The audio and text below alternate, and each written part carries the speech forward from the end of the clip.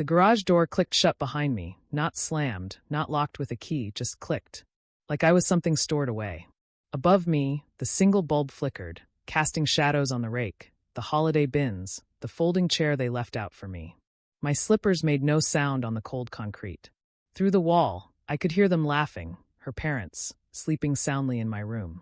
It wasn't the cold floor that hurt me most. It was knowing they didn't see me at all. Before we continue, I'd love to know, where are you watching from? Comment below. It's funny how quiet a house can be when it no longer belongs to you. Not on paper, but in spirit. I used to wake up early in that house, before the sun, before the clocks ticked. My knees would ache, sure, but I had my rhythm. I'd shuffle to the kitchen in my housecoat, put on a kettle, crack the back door open just enough to feel the morning air on my cheek. That house had a soul once. My husband built the shelves in the living room with his own hands. We raised our son in the front room, the one with the dent in the floor where his toy train got stuck every time. I'm 74 now, widowed for 12 years. I remember the exact sound of the nurse's voice when she called me from the hospital that night. "I'm so sorry," she said. He had been gone 5 minutes before I even picked up the phone. 5 quiet minutes. My son was in college back then. I thought I'd never make it through those first weeks, but I did, folding laundry just to hear the sound of something. I stayed in that house, kept it together with grit and grocery store work. You wouldn't believe how many frozen turkeys I lifted over 30 years. I had strong arms back then. We didn't have much, but I hung it on the wall above my reading chair. It made me smile every time I saw it. Sometimes I still thought of the house. The creak in the floor by the stairs. The hum of the refrigerator late at night. The porch swing where I once sat with a slice of peach pie and a storybook in my lap. But I didn't miss it. Not in the way I feared I would. Because I realized something. What made that place special had always lived inside me. I carried it with me now. In the way I folded my sweaters, in the songs I hummed while I watered the plants, in the way I warmed my tea kettle every morning. I had built a life before. And I had built it again. Only this time, I built it for myself. Not out of sacrifice. Not out of obligation. But out of love, quiet, steady love. For the girl I once was. For the woman I had become. For the peace I now protected like a flame. There was no parade. No dramatic ending. Just morning light. A soft wind through the window. And a woman who remembered her name. Sometimes I sit on my little balcony just as the sun begins to set. When the light turns gold and the world feels hushed, like it's holding its breath. I sip my tea and watch the marigolds bow gently in the breeze. And I think about the journey I walked. Not the kind with suitcases or signs, but the kind that takes place inside you. The kind where you lose pieces of yourself quietly, until one day, you wake up and realize you're no longer in the room where your heart lives. I spent so long trying to belong. Trying to be useful, to be pleasant, to be small enough to fit into someone else's idea of where I should stand. But I've learned something now. You don't have to earn space in a place you built with your own hands. And you don't have to stay where love has become a transaction. Sometimes, reclaiming your life doesn't look like running. It looks like walking, one small step at a time. Out of the basement. Out of the silence. Out of the story they wrote for you. And into your own. If you've ever felt like you disappeared while standing right in the center of your own home, I want you to hear this. You are not invisible. You are not a burden. You do not need their permission to matter. And the moment you decide to come back to yourself, even quietly, is the moment the world begins to shift in your favor. So go gently, go bravely, and go as yourself. If you've ever felt forgotten or unseen, you're not alone. Share your story in the comments. I'm listening. Enough. The mortgage was slow, the roof leaked once every spring, and the heater liked to complain in the middle of the night. But it was mine. Ours. I never once thought I'd leave it, not truly. When my son got married, things changed as they do. He brought her home one Easter, said she was just visiting. She had bright eyes, polished nails, and a laugh that sounded like it came from a different world. I liked her at first. She called me Mama Jean and said my sweet tea was better than her mother's. I remember feeling proud, setting the table with my good dishes. They moved in after the baby came, said they needed to save up for their own place. I agreed. Of course I did. I told them, this house has plenty of room. And it did. Back then, I still had my sewing corner, my books by the window. The rose garden out front bloomed deep and red every June. The baby's cries filled the halls like music. A year passed. Then too, my bedroom, the master, had the only attached bathroom. At first, we all managed with sharing, but when her parents visited from Ohio, they always stayed in the guest room. One summer, they extended their visit, and my daughter-in-law suggested they take my room for comfort. "Just while they're here," she said, touching my shoulder lightly. I slept on the couch that time. Didn't mind. The baby had just started crawling, and I loved hearing his little hands patter across the floors in the morning. I'd sit up, rub my eyes, and see his smile, toothless and true. That was enough for me. But the next visit, her parents stayed longer. The suggestion turned into a plan. "It's just easier this way," she said. My son didn't look up when she said it. He just held the baby and nodded. Slowly, I noticed changes. My quilt, the one my mother stitched by hand, was folded and put in the hall closet. My nightstand lamp was swapped for something more modern. They painted the walls beige. My photographs disappeared one by one. And I became smaller. Not just in space, but in presence. At dinner, I spoke less. The shows I liked were changed before I could sit down. I started cooking in the early mornings, so I wouldn't be in the way by lunch. I told myself it was kindness, giving them space. That's what mothers do, don't they? We give and hope it turns into love. Or at least gratitude. I still had my name on the house. The deed was in a file folder tucked in my sewing basket, beneath old patterns and 2 spools of lace I never got around to using. Years ago, I'd added my son's name. Just in case, I said, not knowing then that just in case would come to mean just enough for him to feel entitled, and for me to feel erased. Sometimes I'd walk into a room, and they'd pause their conversation. Not out of respect. No, it was the kind of pause that says you weren't meant to hear this. I'd shuffle out, pretending I forgot why I came in. The baby grew. Started calling me Nana. He had my husband's dimples. That alone kept me grounded. The last time I sat in my own bedroom, I remember brushing my hair before church. The light came through the lace curtains I made when I was 48. I saw the way the sun hit the edge of the dresser, the little mark from when my son spilled ink doing his homework. That room held my whole life, and still, it was given away like a guest towel. So when they asked me, told me, to sleep in the garage for just a few nights so her parents could have my room again, something in me went still. Not angry, just still. I stood in the doorway, nodded once, and walked down the 2 steps into the cold. A folded lawn chair waited, along with a thin blanket. The garage smelled of fertilizer and old paint. No one made eye contact. My room, my bed, my lamp were given to strangers with prettier suitcases. That night, wrapped in the quilt I brought with me, I stared at the ceiling. There was a cobweb above the light. The bulb blinked twice before going still. I pulled the blanket tighter, whispering quietly to myself. Maybe I did this by giving too much for too long. It's strange how a house, once filled with laughter and stories, can grow colder without ever dropping in temperature. After that first night in the garage, they tried to soften it. My daughter-in-law brought me a little tray the next morning. Toast, a banana, and coffee that had already gone cold. She knocked gently, didn't wait for me to answer. Just set it on the old storage bin near the lawnmower and said, "Here you go, Mama Jean." Like I was an old cat they were trying to coax in from the shed. I thanked her, of course. Took the tray with a smile. But my hands trembled. Not from cold, from something deeper. From the ache of being served crumbs in the home I once built with every breath. After that weekend, things didn't go back to normal. The guest room was rearranged. My belongings didn't return to my room. I asked gently one day after lunch if I should move my nightstand back. She just smiled and said, "Oh, we thought it might be easier if we kept things the way they are. More space for everyone." I nodded. That's what I did now, nodded. Quietly folded corners of my own comfort. I began noticing little things. My slippers would be moved, placed to the side like they were clutter. The shelf where I kept my sewing basket was cleared. "Just making room," she said when I found it all stacked in a cardboard box near the door. My son didn't say much. He used to hug me tight when he came home from work. Now it was a quick pat on the shoulder, eyes on his phone. He'd say, "Mom, you okay?" without looking up. I'd say yes. What else could I say? He was busy, I told myself. Providing for his family. Doing his best. But sometimes in the quiet, I'd remember the way he used to sit beside me when he was small, asking me to read that silly dinosaur book again and again. He'd fall asleep with his head on my lap. He used to love me that way, openly, completely. Now, I wasn't sure he even saw me. At dinner, they'd eat in the living room. I'd set the table out of habit, then slowly clear it again uneaten. Her mother had opinions. I overheard them once through the vent. Said I was too old to be useful, and it's time Jean gave them space.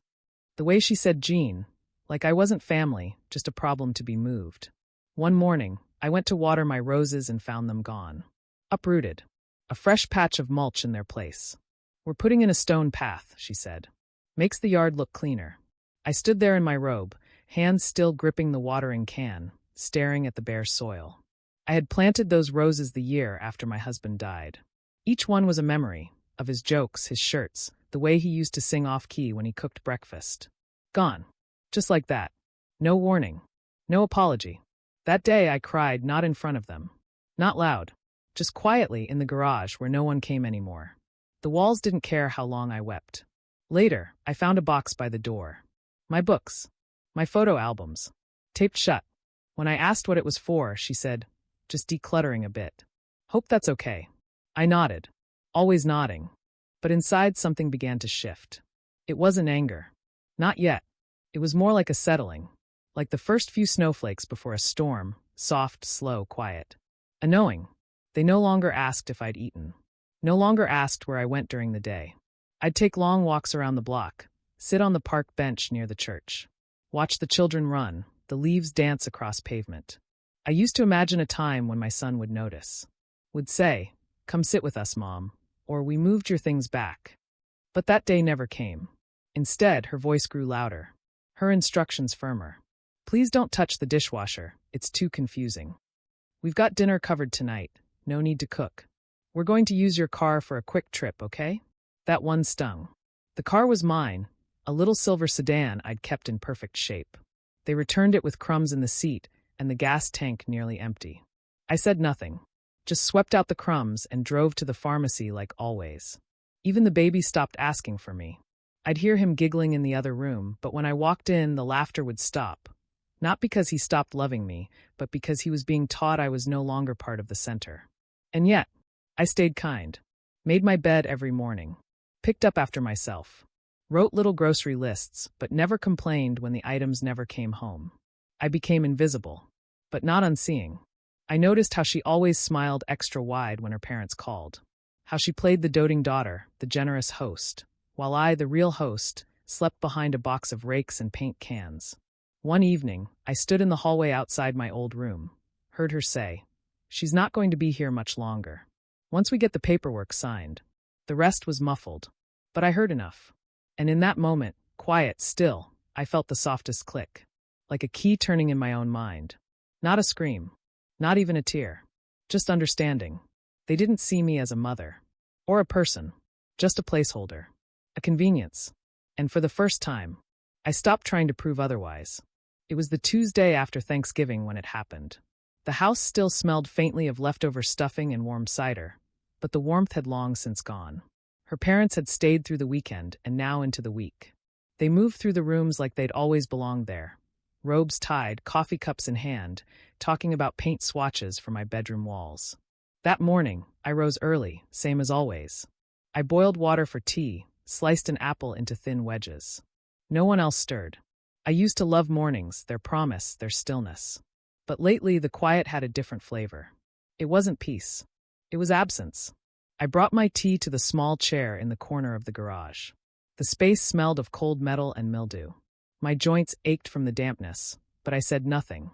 When I came back inside to wash my cup, the kitchen was already humming with voices. "She's up already?" her mother said. "Always is," my daughter-in-law replied. Then a pause. Like clockwork. I stepped in, offering a quiet good morning. They turned, smiled too wide. "Oh, Mama Jean, we're having breakfast a bit later today. Hope that's all right." Of course it was all right. Everything always was. I nodded, placed my cup in the sink. My eyes fell on a sheet of paper sitting on the counter, a typed list. I didn't mean to look, but my name was bolded at the top. Jean's items to be moved. Below it, my dresser. My armchair. My bookshelf. Donate or sell was scrawled beside them in blue ink. At the bottom, get her signature for transfer ASAP. My hand trembled as I reached for the edge of the counter to steady myself. That list wasn't meant for my eyes. I looked up. She noticed. Her smile faltered just a little. "Just a bit of organizing, that's all," she said quickly, folding the paper. "We're helping you transition." I didn't ask to transition. I walked back to the garage, not quickly, not in shame, just slowly, like every step confirmed something I'd been denying. I sat down on the folded lawn chair, the edges of my sweater wrapped tight. For a long time, I just sat. I thought of my husband, how we'd saved every dollar to buy this home, how he'd joked that one day we'd sit on the porch in rockers, watching our grandkids chase fireflies. He didn't live long enough to see that. But I did. And now the fireflies were gone. The porch was someone else's domain. And I was tucked away like an afterthought. I looked around the garage. My belongings were boxed neatly. Labeled. Jean's books. Jean's linen. Jean's keepsakes. They had prepared for my disappearance. Quietly. Thoroughly. I reached for one of the boxes and opened the lid. Inside, a framed photo of my wedding day. I was 19. My dress handmade, my smile wide. My husband looked so young, his hand gripping mine like he already knew how short our time would be. I hadn't seen that photo in years. I held it in my lap, fingers tracing the edges. I didn't cry. I didn't scream. I just breathed slowly, deliberately, and whispered out loud, "This is not where I disappear." It wasn't a declaration. It was a knowing. The kind that comes not from pride, but from finally accepting the truth you've tried to avoid. They didn't want me. Not truly. Not the way I had wanted them, needed them, once. My own son. The boy I raised through winters without a working furnace. The boy I fed with rice and imagination when we couldn't afford anything else. The boy I carried in my arms and on my back, who used to cry when I left the room. He had let me become a burden. He had let me fade. That evening, I didn't join them for dinner. I stayed in the garage and read old letters. My husband's handwriting still felt like a conversation. I found one he'd written just before his final surgery. "If anything happens to me," he wrote, "promise me you'll keep the house. It's our shelter, the place where love lives. Don't give it away to anyone who treats it like just walls." I pressed that letter to my chest and closed my eyes. It was never about the furniture, or the room, or even the bed I had lost. It was about my worth. And somewhere along the line, I had stopped defending it. I sat there all night, wrapped in that memory, that letter, that truth. I didn't sleep. Not really. But I didn't cry either. At sunrise, I stood. My knees popped, my back protested. But I stood tall. I walked into the kitchen, past her family, past my son. No greetings exchanged. I opened the drawer near the fridge and pulled out the old folder I'd kept hidden beneath the casserole pans. Inside it, the house deed. Signed by my husband and me years ago. Still in my name. My son's signature was added later, but the primary owner was me. They had forgotten that. Or maybe they assumed I had. I pressed my hand flat against the page and said, barely above a whisper, "I haven't forgotten who I am." That morning, I didn't make tea. I didn't make breakfast. I didn't set out my tray or fold the blanket I'd been using in the garage. I left it there, a small pile of forgotten warmth, and walked out the front door before anyone else had stirred. The air had a bite to it, late November, Indiana cold, the kind that settles in your bones and doesn't leave till April. I wrapped my scarf tighter and made my way down the sidewalk. Each step was slow, measured, like I was learning how to move through the world again on my own terms. I didn't tell anyone I was leaving. No note. No explanation. They wouldn't have noticed anyway, not until they needed something from me. I walked 3 blocks to the bus stop, the same one I used to stand at every morning when I worked at the grocery store. Back then, I'd pack a thermos and a biscuit in my coat pocket, wave at the same 3 people every morning. I was known then. I was needed. Now, I was just a quiet figure bundled in wool, holding a manila envelope tight against her chest. When the bus came, I nodded at the driver and took the seat by the window. The same streets passed me by. The old church, the playground where I once pushed my son on the swings, the bakery that closed 2 winters ago. So much had changed, and yet it all looked the same. I got off downtown, 2 blocks from the county office. Inside, it smelled of old carpet and printed paper. A woman behind the counter looked up, then offered a polite smile. "Can I help you?" I nodded. Slowly, carefully, I slid the deed across the counter. "I need to check the status of this property," I said, my voice steadier than I expected. She tapped on her keyboard, looked at the screen. "It's still in your name," she said after a moment. "Joint ownership, but you're the primary title holder." I nodded again, this time more to myself than to her. "Do you want to print a certified copy?" she asked. "Yes," I said, the word tasting unfamiliar but right. When she handed it to me, I held it with both hands like it might vanish. It was just paper, but to me it felt like breath, like memory, like proof. Proof that I was not a guest. Proof that I had never been small. I walked next to the public library and sat on the bench outside. The sun was soft on my face. I closed my eyes for a moment and let the light sit there. A small boy ran past with a balloon, his mother laughing behind him. I smiled. I didn't want revenge. I didn't want to hurt them. But I did want to remember who I was before I was reduced to a quiet shadow in my own home. I sat there for a while, the envelope still in my lap. Then slowly, I pulled out a small notepad from my bag, the same one I used to write grocery lists on. I wrote down 5 things. Find out how to sell a house. Find a new place to live, something small, quiet. Make copies of all important papers. Don't tell them yet. Not until it's done. Breathe. The last one was important. When I got home that afternoon, no one asked where I'd been. My daughter-in-law glanced up from the couch and said, "Hey, Mama Jean," like I had just come in from watering the plants. I simply nodded, walked past them, and returned to the garage. I didn't cry. I didn't rage. I just placed the envelope gently into a drawer behind the garden tools and sat down. Something inside me had shifted. I wasn't waiting anymore, not for kindness, not for permission, not for anyone to finally see me. That night, I took a small notebook and began writing down everything I remembered about the house. The year we bought it, the repairs we made, the storm that broke the gutter, the tree my husband planted the week our son turned 10. This house was not just drywall and paint. It was memory. It was effort. It was mine. I didn't need to shout that into a room to make it true. The next morning, I took the bus again. This time to see an old friend from church, Margaret, who used to do tax filings and still knew her way around paperwork. She welcomed me with a warm hug, no questions. Over tea, I showed her the deed, the notes, the plan. She didn't say, "Are you sure?" She said, "It's about time."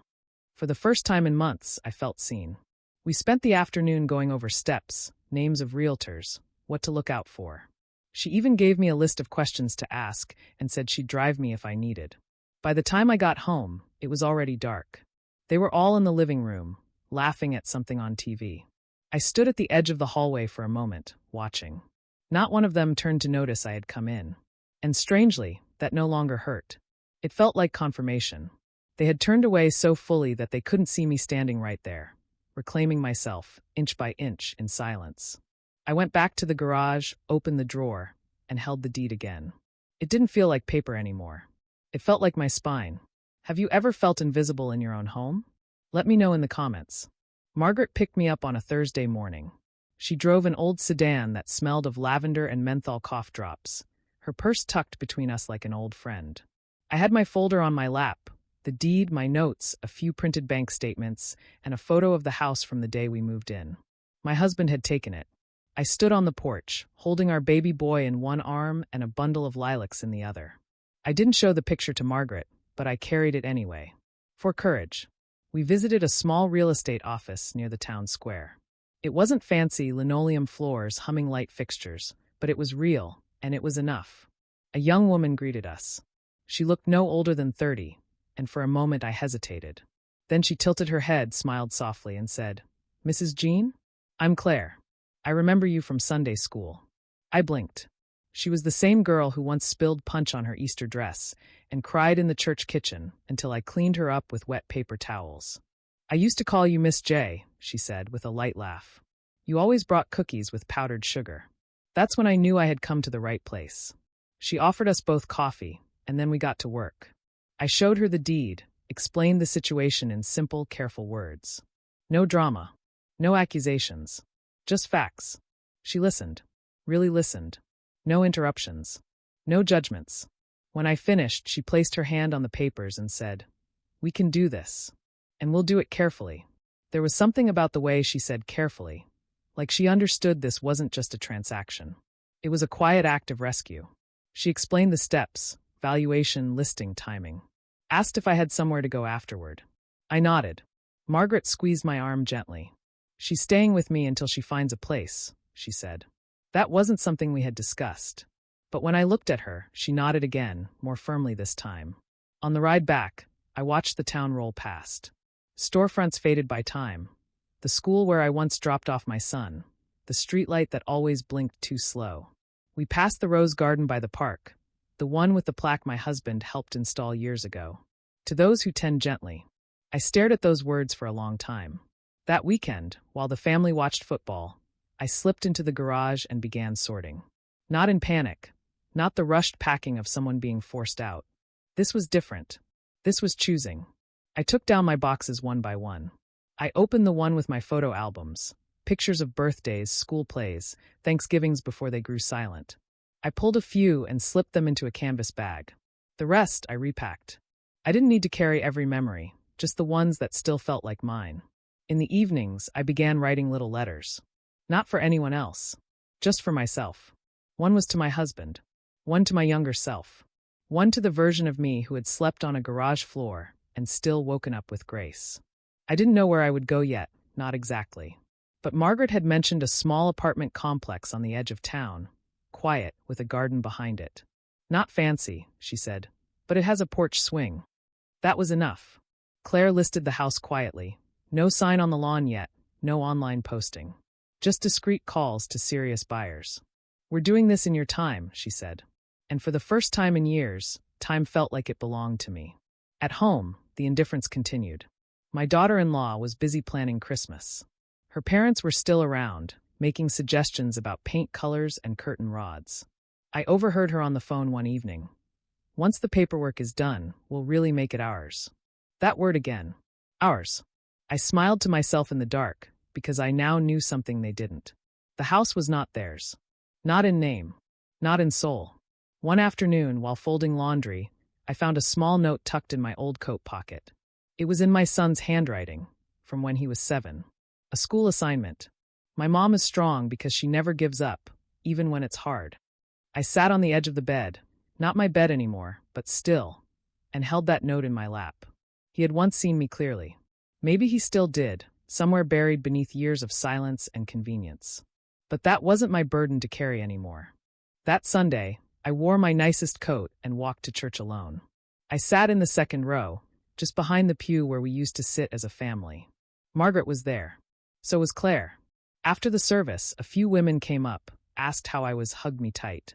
Real hugs, the kind that press your heart just enough to remind you you're still alive. I didn't tell them everything, but I smiled, and that was enough. That night, I stood outside the garage under a cold, open sky. I looked up at the stars, the same ones my husband used to trace with his finger when we lay on the porch swing. And I whispered, I'm not leaving in shame. No one heard me. No one needed to.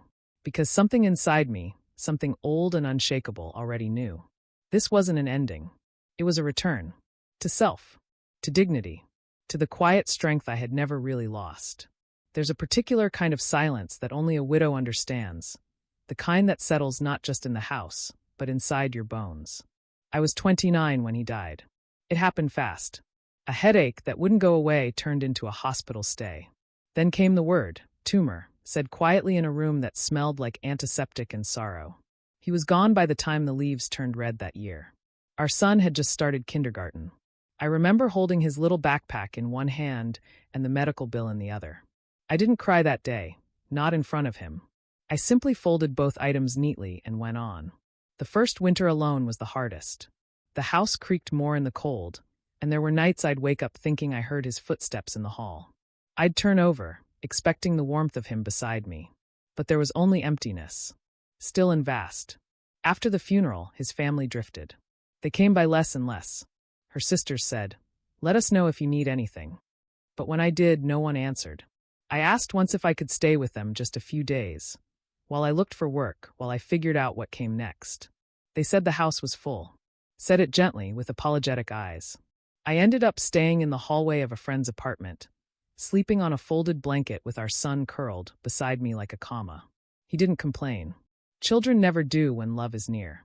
Every morning I'd wake before him, tiptoe to the bathroom, splash cold water on my face, and look in the mirror until I could say, you're okay, without flinching. I got a job at the grocery store that week, stocking shelves, bagging groceries, whatever they needed. I never once called in sick. When the heating went out in February, I boiled water and placed the pots near our beds to warm the air. When we couldn't afford meat, I made rice with gravy and told stories at dinner to make him laugh. That's how I survived grief. Not loudly, not with rage, but with persistence. Quiet, steady, unyielding. It wasn't the life I had imagined, but it was one I built with both hands. And in all those hard years, I never thought to complain. I just kept moving, one breath, one prayer, one careful choice at a time. There was a night, I must have been 33, when I sat alone after work, holding a letter from the bank. We were behind. Not by much, but enough. I had $30 to my name. My son had outgrown his shoes, and the ones he wore had holes in them, his little socks peeking through like secrets. I remember rocking back and forth on the edge of the bed, whispering, "I can't do this." Not loudly, not even with tears. Just a whisper. And then I stood up, took my last $5 and bought him new socks. Not shoes, but thick, warm socks. And a coloring book from the dollar aisle. That night, he colored at the table, and I warmed canned soup on the stove. He looked up at me and said, "This is the best day ever." Children don't see what's missing. They see who stays. And I stayed, even when it hurt, even when the world didn't notice. That strength, the kind that comes from hardship, it settles in a woman's spine like steel. Quiet steel. The kind you don't boast about, because it's not for showing. It's for carrying. Years later, when things got better, when I finally caught up on bills and bought my first new coat in a decade, I remember walking into that same grocery store and seeing a young mother counting coins at the checkout line. Her hands were shaking. I placed a $20 bill on the counter and walked out before she could thank me. I knew that look. I knew that kind of need, the kind you wrap in politeness so no one sees your fear. It taught me something all those years ago, that I could survive without applause, that my dignity wasn't tied to anyone's kindness, not in-laws, not banks, not neighbors. It was mine. And now, all these years later, as I packed my boxes in a garage they thought was a suitable place for a woman who had once held them through storms, I remembered that lesson. I had been left before. I had been disregarded, dismissed, told there's no room for you here. But I had also endured. And I hadn't done it by begging. I had done it by rising, over and over, with quiet eyes and strong hands. This wound now, this house, this betrayal, it was fresh. But it was not unfamiliar. It was a cousin to the pain I had already known. And because I had walked through fire before, I knew exactly how to move through smoke. One breath, one box, one page at a time. So that evening, as I folded an old baby blanket I'd kept since my son was born, I didn't weep. I didn't ache. I simply smiled. Softly. Because I knew, if I had made it through that hallway floor with nothing but a child and a prayer, then surely I could make it through a garage with a deed in my hand and steel in my spine. It happened on a Wednesday. The house was quiet, unusually so. Her parents had gone back to Ohio. The baby was down for a nap, and my daughter-in-law had left her tablet charging on the dining table. I didn't mean to look. I truly didn't. But when I reached to dust the table, something I still did without being asked, without being thanked, the screen lit up. A message flashed across the screen, just bright enough for the words to catch my eye. "Has she signed the transfer yet? You said it'd be done by now." The sender's name was unfamiliar, but I knew the meaning instantly. My breath caught, not in panic, not in shock, but in that slow, knowing way that grief settles in. I stepped back, heart suddenly thudding in my chest, the kind of thud that doesn't come from fear, but from recognition. Like hearing your name called in a room you thought was empty. I didn't touch the screen. I didn't scroll. I didn't need to. Because a moment later, another message came in, this time from her. "Working on it. Once she signs, it's done. She won't even notice."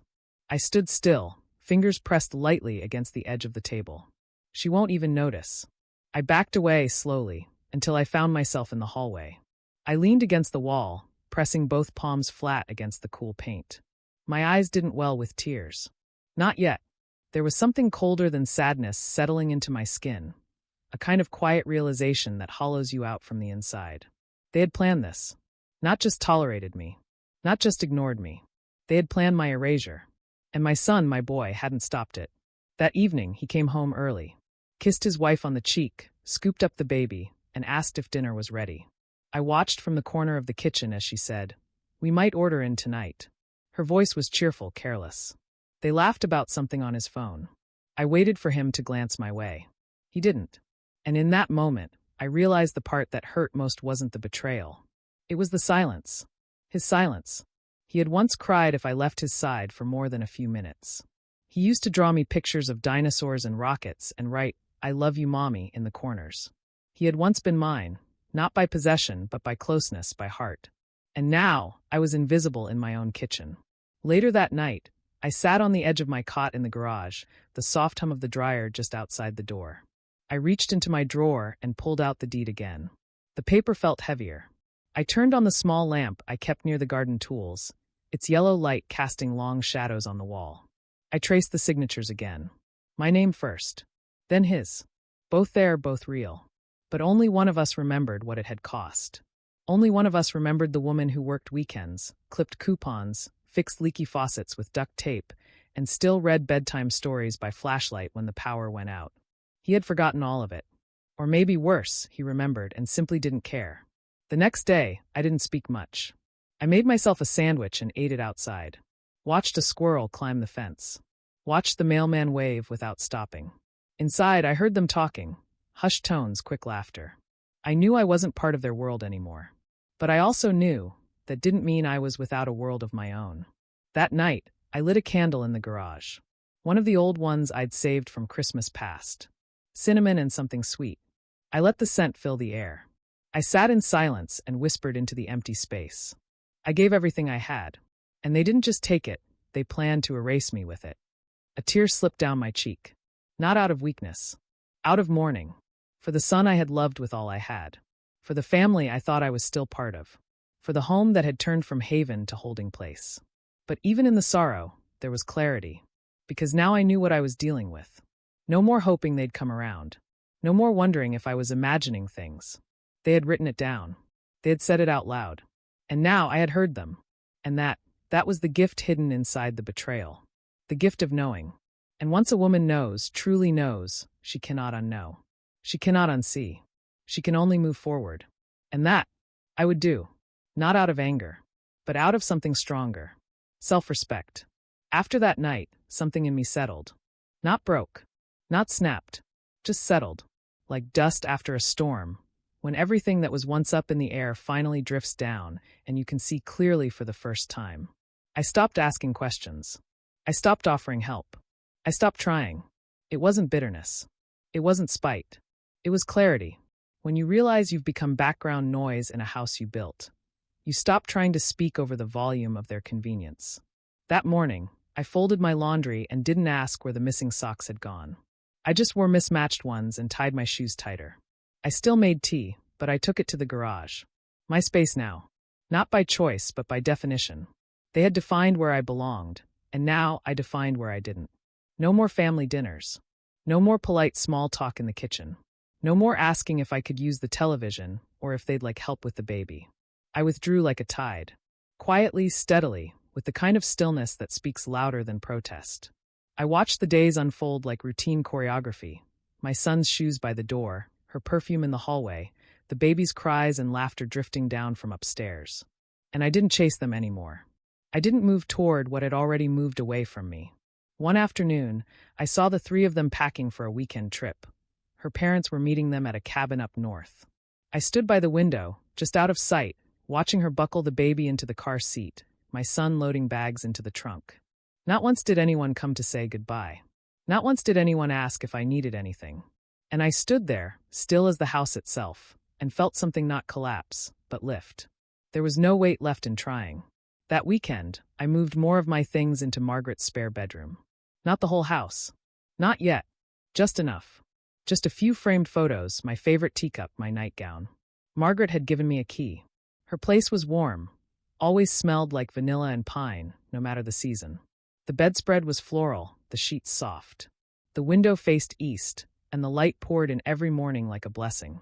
I sat at her kitchen table, helped her with puzzles in the evening, and we spoke softly. Two women with nothing to prove to anyone. And in that quiet, I heard something I hadn't heard in years. My own voice, not echoing, not cautious, just mine. One evening, I went back to the house and found another box had been moved to the garage. Labeled Mom's Books, Donate? With a question mark, like my history needed their approval to be kept or discarded. I didn't open it. I didn't march inside. I simply picked up a pen and wrote on the lid. No. Keep. That was enough. No explanation. No confrontation. Just one word returned. The next day, Claire called. We've had a strong offer, she said. They're looking to close fast, and they love the character of the home. I almost laughed at that character. They saw something still alive in a place that had grown cold. I told her, move forward. That night, I gathered my papers, made copies of everything. Set aside the items I would take with me. The wedding photo, the rose-patterned dishes, the letter from my husband. The rest? I let go of. Not out of anger. Out of understanding. Some things aren't meant to be dragged forward. They belong to a chapter that's closed. When my son returned from the trip, he passed me in the hallway, glanced at the suitcase by the door, and said, "You going somewhere?" His voice was light, like it didn't matter either way. I looked at him, not long, not searching, and said, "Yes." He nodded once, like I had told him the weather. Didn't ask where. Didn't ask when I'd be back. And in that, I had my final confirmation. You don't have to shout to be gone. Sometimes, you just stop showing up where you're not seen. I slept at Margaret's that night. And the next. By the third night, I brought my knitting needles, the little clock from my old room, and the scarf I'd started last fall. It didn't feel like fleeing. It felt like returning. To something quieter. More honest. More mine. Margaret had a way of speaking without filling the room. Her voice was soft, always paced like a hymn. That morning, we sat in her kitchen drinking warm cider, the sun slipping through her gingham curtains, and she said something I hadn't expected. "You know," she said gently, "you've always been stronger than people think." I didn't answer right away. Just stirred the cinnamon stick in my cup and let the silence hold her words. Because strong, that wasn't how I saw myself. Not really. I saw myself as steady, perhaps. Careful. Good with lists and long winters. But strong? Maybe strength didn't always look like what people thought. Maybe it looked like folding laundry without being asked. Or saying, "I'm fine," even when your bones ached with loneliness. Or raising a child alone and still making birthdays magical. Maybe it looked like sitting in a garage in your own house and still believing that kindness mattered. That afternoon, I finally opened the small wooden box I'd carried for years. The clasp was loose, the corners soft from time. Inside it, a photograph, a handkerchief, and one yellowed envelope I had never opened. My husband's handwriting, curved and steady, stretched across the front. For Jean, when you need reminding. I had seen that envelope hundreds of times, but I had never dared to open it. It felt like a line I couldn't cross, like it belonged to a version of me that still had him. But now, in Margaret's warm kitchen, with the house no longer mine in spirit, I unfolded the paper slowly. It was a single page. Neat. Simple. No flourishes. Jean, if you're reading this, something has changed. Maybe you're tired. Maybe you're forgotten. But I need you to know, before the world dims, that I saw you. You held this family up with hands that never rested. You worked longer than I should have let you. You gave more than I ever deserved. You are not small. You are not replaceable. And this house, it's not just brick and wood. It's you.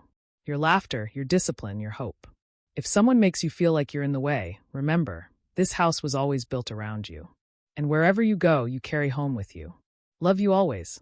Henry. I didn't cry. I smiled. The kind of smile that comes from finally being reminded of something you almost forgot. That you mattered, not just in work, not just in sacrifice, but in being. I folded the letter carefully, kissed the edge of the paper, and placed it back in the box. It was enough. That evening, Margaret and I sat on the porch swing she'd kept oiled through all her years of widowhood. The sky turned that soft, smoky blue, and the air smelled like wood smoke and maple. "You ever think it's too late to start again?" I asked. She looked out at the sky for a long while before answering. "No," she said, "but I think most people are too scared to believe they can." I nodded. Not because I was scared, but because I wasn't anymore. That letter, it didn't change what they'd done. But it changed what I remembered about myself. I was not a burden. I was a builder. Of homes. Of hearts. Of futures. I had taken scraps and made holidays. I had turned coupons into feasts. I had wiped tears with the same hands that baked birthday cakes. I had mattered.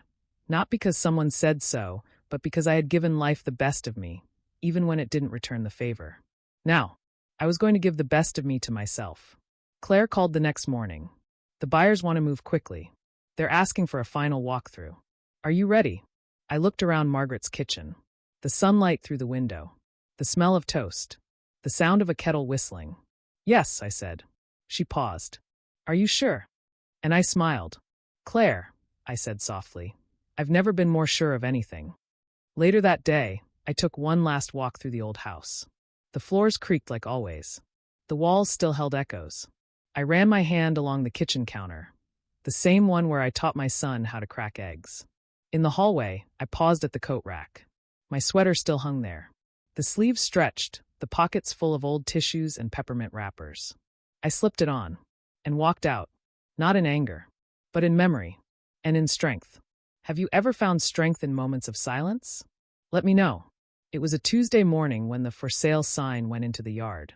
Not the loud kind, not the banners or balloons or flashing letters. Just a small, discreet wooden post, clean lettering. Under contract. By the time the sun rose high enough to kiss the roofline, it was already drawing attention. The neighborhood was old, settled. Folks noticed change quickly. Mrs. Langford from 2 houses down paused during her morning walk. Tilted her head. Took a long look. And then the whispers began.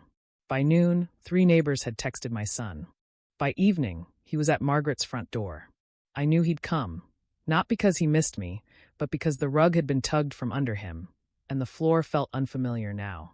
Margaret opened the door, didn't offer a smile. She's in the sunroom, she said simply. He walked in like he still expected the world to center around him. Hands in his pockets, eyes restless. I sat by the window, knitting in my lap. Calm. Present. Unapologetic. He stood for a moment, then finally asked, You're really selling it? I looked up. Held his gaze. Yes. He blinked. But that's our home. I tilted my head slightly. Is it? He looked away then, the first sign that something in him remembered. I didn't fill the silence. I'd learned by now that silence could speak perfectly well without help. After a moment, he said, You could have talked to me. I smiled gently. I did. For years. You just stopped listening. He shifted on his feet, like a boy again, caught doing something wrong, but still hoping to get out of it with charm. She didn't mean to push you out, Mom. It was just, we had a lot going on. I folded the scarf in my lap, the soft blue one I'd been working on since October. She told someone I wouldn't notice once I signed the transfer, I said softly. And you didn't stop her. His mouth opened. Closed. No words came. And I didn't need them. He left soon after, not angry, not dramatic. Just quietly unsettled. I knew that look. It would follow him longer than my silence ever could. Over the next few days, Claire handled everything. The buyers, a kind couple with 2 small children, were thrilled. They loved the character of the place, the warmth in the bones of it. They walked through slowly, reverently, like the house was speaking to them. It was. It had waited for people who would see it. On the final day of closing, I returned to the house one last time. They weren't home. Just me and the keys. I stood in each room. Ran my fingers along the edge of the window where my son once pressed his nose to watch snow fall. Touched the groove in the wall from the old coat rack. Smiled at the faint outline of where the family photos used to hang. Then, I placed a letter on the kitchen counter. Not long. Just a few lines. I did not leave bitter. I left whole. This house is no longer yours, because you forgot who built it. But I remember. And that's enough. Mama. I didn't sign my full name. Just Mama. Because no matter how far he had drifted, I had never forgotten who I was, and who I had been to him. Later that evening, I heard from a neighbor that he'd returned home to find the sign gone and the new owners already measuring the porch. There were no lawyers. No fights. The papers were clean. The deed legal. My name still first. I imagine he stood in that driveway and realized the truth, the same way I had in that garage months before. No one had taken anything from me. I had simply chosen not to disappear. I never saw her face again, my daughter-in-law. But I imagine it. Shock, then disbelief. And then something heavier. The weight of knowing she underestimated the quiet woman in the next room. The one who cooked and cleaned and waited. And finally walked away. The consequences weren't loud. There were no slammed doors. No screaming matches. Just space. Empty, echoing space, where once lived the woman who made their house a home. And now didn't. A week after the closing, I received a letter in the mail. It wasn't handwritten, no, it was typed. Folded neatly. From my son. The envelope was thin. No return address. Inside, just a few short lines. I don't understand why you did this. You didn't have to. You left us with nothing. Please call. There was no mom. No warmth. Just distance etched in letters. I sat with the note for a long time, the late afternoon light casting shadows across Margaret's kitchen table. The wind outside nudged the chimes on her porch, soft and steady. I didn't call. I wrote instead. Not because I needed to explain, but because I needed to say it, once clearly, and then lay it down. I chose my thickest stationery. The good kind, with soft blue lines and an envelope that sealed tight.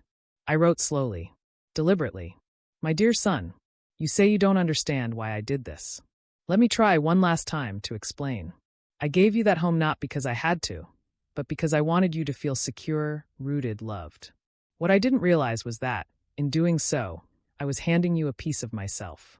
Over time, that piece became smaller, until I was a shadow walking the halls of my own history. I lived in that garage like a guest. I watched as my belongings were boxed. I listened as plans were made. Not with me, but around me. You didn't stop it. You didn't speak for me. And still, I stayed. Until I couldn't. Because there comes a time when even the quietest woman must choose to hear her own voice again. You say I left you with nothing. But I left you with exactly what you gave me. Distance. If you wish to rebuild something one day, I'm still here. But I will not return to being unseen. With love, Mama. I sealed the letter and dropped it in the mailbox the next morning. There was no dramatic moment. No tearful goodbye. No drive back to the house. Just me, walking down the lane, placing a truth in the hands of the postal system, and trusting that it would find its way, whether into his understanding or simply into his memory. And then I was done. That afternoon, I baked a pie, apple, with cinnamon and brown sugar, just the way my husband used to like. Margaret and I shared it over strong coffee. She asked if I felt better. I told her the truth. I don't feel lighter, I said. I feel clear. She nodded. Clarity isn't a release, it's a reckoning. That evening, as the sun dropped low and the porch glowed gold, I sat with my hands folded and breathed deep. I didn't need to confront anyone in the traditional sense. No raised voices. No pointed fingers. The confrontation had already happened. In silence. In stillness. In the way I had chosen myself. That was the loudest thing I could have done. And in that silence, I heard something return to me. Something I had not felt in a long time. Peace. Not because everything was fixed, but because I was no longer waiting to be chosen. I had chosen. And I was still here. Whole. The apartment isn't big. Just 2 rooms, a soft yellow kitchen and a bedroom that fits my dresser, a rocking chair, and a twin bed with a floral quilt. There's a little porch out front, just big enough for 2 potted plants and 1 folding chair. But it's mine. Every inch of it, every drawer, every shelf. Nothing has been pushed aside. Nothing borrowed. Nothing resented. The first morning I woke up here, I sat on the edge of the bed, feet warm in my old slippers, and listened. There was no sound of footsteps upstairs, no hurried conversations behind closed doors. Just birdsong through the screen and the hum of a world that no longer asked me to shrink. I made tea slowly, the way I like. 2 sugars, steeped long enough to turn the water dark and rich. And I sat by the window and sipped it with both hands. It had been years since I tasted peace without guilt. I keep my husband's letter tucked in the top drawer. Not because I need to read it every day, but because I like knowing it's close. His words, "You are not small. You are not replaceable." They no longer feel like something I need to believe. They feel like something I know. Claire stopped by one afternoon with flowers, lilacs, the kind I used to grow in front of the old house. She hugged me and said, "You did something brave." But I didn't feel brave. I felt whole. There's a little community garden behind the building. Raised beds. Soft soil. An old man named Walter tends the tomatoes. I asked if I could take one of the empty plots. He nodded and said, "Hope you like sun." I do. I like sun now. I planted rosemary and marigolds. Something sturdy, something bright.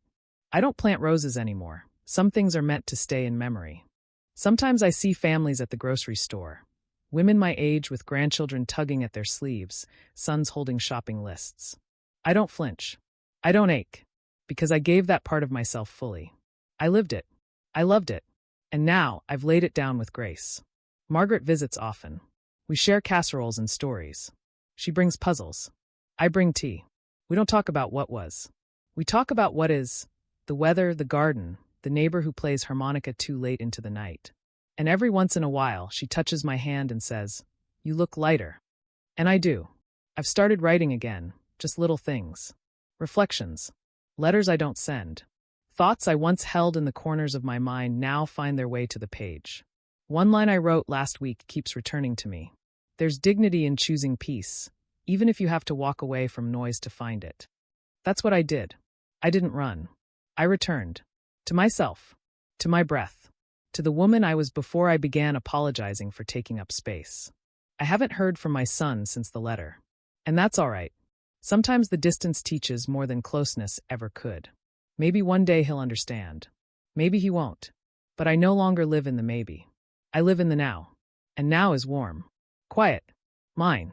Sometimes, late in the evening, I sit on the porch with a blanket across my knees and watch the sun dip behind the trees. The light turns gold, then pink, then lavender. And in that fading hush, I remember the woman I almost became. The one who would have stayed silent. The one who would have kept shrinking, folding herself into smaller corners, hoping to be loved by people who had long stopped looking. But I didn't become her. I became someone else, someone quiet, yes, but unbreakable. I learned that dignity doesn't come from being needed. It comes from knowing your own worth, even when no one else remembers it. And as I water the rosemary and watch the marigolds open to the morning sun, I carry no anger. Just a gentle knowing. They locked me in a garage so someone else could sleep in my bed. And I walked out, with the deed in my hand, and the last piece of myself finally reclaimed. I still dream sometimes, not of the old house, but of laughter soft and real, echoing in rooms where I am not afraid to be seen. And I wake up smiling. If you're reading this and you've ever felt small or unwanted, or placed behind a door like an afterthought, I want you to hear me. You are not in the way. You are not invisible. You are not done. Your life still matters. Your voice still holds weight. And if you've ever had to choose between being quiet and being whole, I hope you choose yourself. Every time. If you've ever felt unseen or forgotten, remember, your worth doesn't depend on their understanding.